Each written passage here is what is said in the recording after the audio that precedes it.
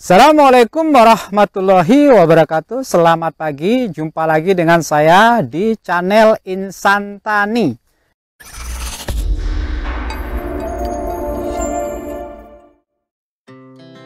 Our hearts beat to the city streets.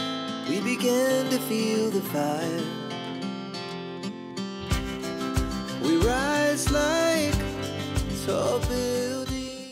Di video ini saya akan bahas cara aplikasi pupuk yang benar pada tanaman sawit seperti ini.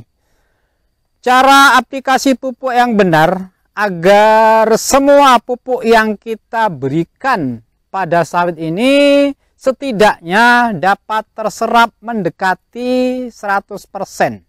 Ada beberapa cara yang biasa dilakukan oleh petani dan perusahaan saat memberi pupuk ke tanaman sawit.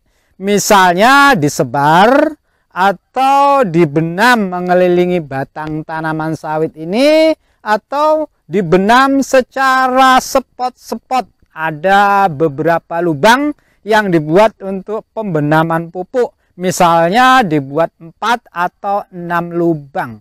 Dari ketiga cara pemberian pupuk, kira-kira mana yang paling baik untuk tanaman sawit ini?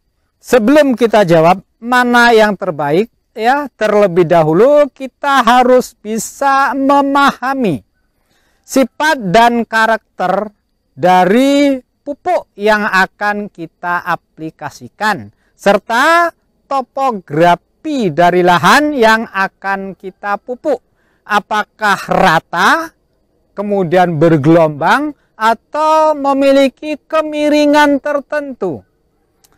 Nah, pupuk-pupuk yang sering kita gunakan pada tanaman sawit seperti ini, misalnya dolomit, dolomit sebagai sumber magnesium dan sumber kalsium, atau pupuk RP atau TSP sebagai sumber P2O5, kemudian urea atau ZA sebagai sumber unsur nitrogen, lalu ada KCl sebagai sumber unsur kalium, dan ada borat sebagai sumber boron. Nah, pertanyaannya, pupuk mana yang wajib dibenam saat kita aplikasikan, kemudian mana yang bisa disebar? Sebelum kita jawab pertanyaan ini, terlebih dahulu kita bahas sifat dan karakter dari pupuk yang biasa kita aplikasikan di kebun sawit ini. Cara dibenam dengan membuat 4 atau 6 lubang, dan setiap lubang diberi takaran yang sama. Misal kita akan memupuk kelapa sawit ini dengan dosis 1 kg, maka ketika kita membuat 4 lubang, setiap lubang diberi takaran 250 gram.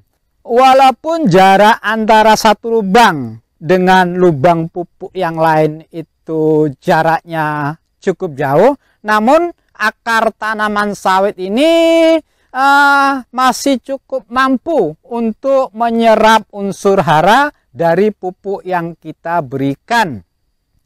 Jadi pupuk yang di lubang akan berdifusi, menyebar ke segala arah untuk mendekati perakaran sawit, dan akar tanaman sawit itu cenderung aktif untuk mendekati pupuk yang kita aplikasikan pada lubang-lubang yang kita buat. Jadi dengan membuat lubang-lubang ini, tanaman sawit ini masih tetap mampu untuk menyerap pupuk yang kita aplikasikan dengan cara dibenam. Pemupukan dengan cara dibenam memiliki kelebihan dan juga ada kelemahannya. Kelebihan cara ini, jika pupuk yang akan kita aplikasikan bersifat mudah menguap, seperti misalnya pupuk urea atau pupuk ZA, maka pupuk ini wajib kita benamkan. jika kita sebar di permukaan tanah, saat pupuk terkena sinar matahari, maka hampir separuh dari pupuk urea yang kita aplikasikan akan mengalami penguapan, hilang sia-sia. Tentu ini rugi besar bagi para petani. Nah, mungkin menjadi pertanyaan, mengapa pupuk urea sangat mudah mengalami penguapan dan mencair saat berada di ruang terbuka dan keadaan udaranya itu lembab? Nah, begini, pupuk urea itu terbuat dari gas dan air, maka sifat mudah menguap dan mencair merupakan warisan dari sifat bahan-bahan pembuatnya. Nah, begitu ya teman-teman. Jadi pupuk urea itu mudah mencair dan mudah menguap. Ini adalah sifat dari bahan-bahan pembuatnya. Bahan pembuatnya apa? Gas dan air. Pemupukan dengan cara dibenam memiliki kelebihan dan juga kelemahan. Kelebihan dengan cara dibenam itu yang pertama, kehilangan unsur hara akibat penguapan itu menjadi sangat kecil. Nah, yang kedua, pupuk akan cepat terurai atau terionisasi, membentuk ion positif maupun ion negatif, sehingga akar akan dapat langsung menyerap pupuk yang telah terionisasi atau terurai. Kemudian yang ketiga, kehilangan pupuk akibat terkikis oleh air yang mengalir pada permukaan tanah ini menjadi kecil. Nah, itu tadi kelebihannya. Nah, kekurangannya atau kelemahannya yang pertama, perlu tenaga kerja yang lebih banyak untuk pembuatan lubang-lubang tempat pemupukan. Lalu yang kedua, manajemen pengawasan apakah pupuk yang diaplikasikan sesuai dosis oleh regu pupuk menjadi lebih sulit. Nah, dengan pertimbangan kelebihan dan kekurangan, teman-teman dapat memutuskan apakah pupuk urea harus dibenam atau disebar. Nah, selanjutnya, pupuk-pupuk yang berasal dari bahan batuan atau tambang seperti dolomit, RP, rock fosfat, TSP, SP36 dan KCl, pupuk-pupuk ini tidak mudah atau tidak mengalami penguapan saat terkena sinar matahari langsung. Maka pupuk ini dapat disebar langsung pada permukaan piringan sawit ini secara merata agar proses penguraian pupuk ini menjadi lebih cepat.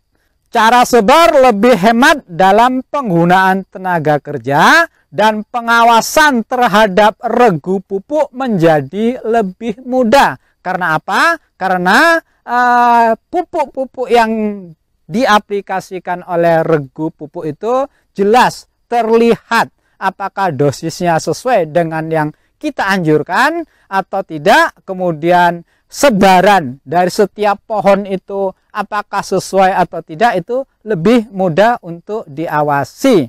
Namun cara sebar juga memiliki kelemahan, terutama cara ini tidak cocok untuk topografi tanah yang memiliki kemiringan tertentu. Kehilangan pupuk akibat hanyut oleh air yang mengalir pada permukaan tanah ini sangat besar, sehingga hal ini akan merugikan pada tanaman karena tanaman kehilangan unsur hara dari pupuk yang kita aplikasikan. Nah, demikian video yang dapat saya sampaikan. Semoga ini bermanfaat, dan bagi rekan-rekan yang memiliki atau mempunyai pengalaman tertentu tentang pemupukan ini, mohon ditulis di kolom komentar agar para penonton yang lain mendapat informasi yang lebih banyak. Demikian, terima kasih. Assalamualaikum warahmatullahi wabarakatuh.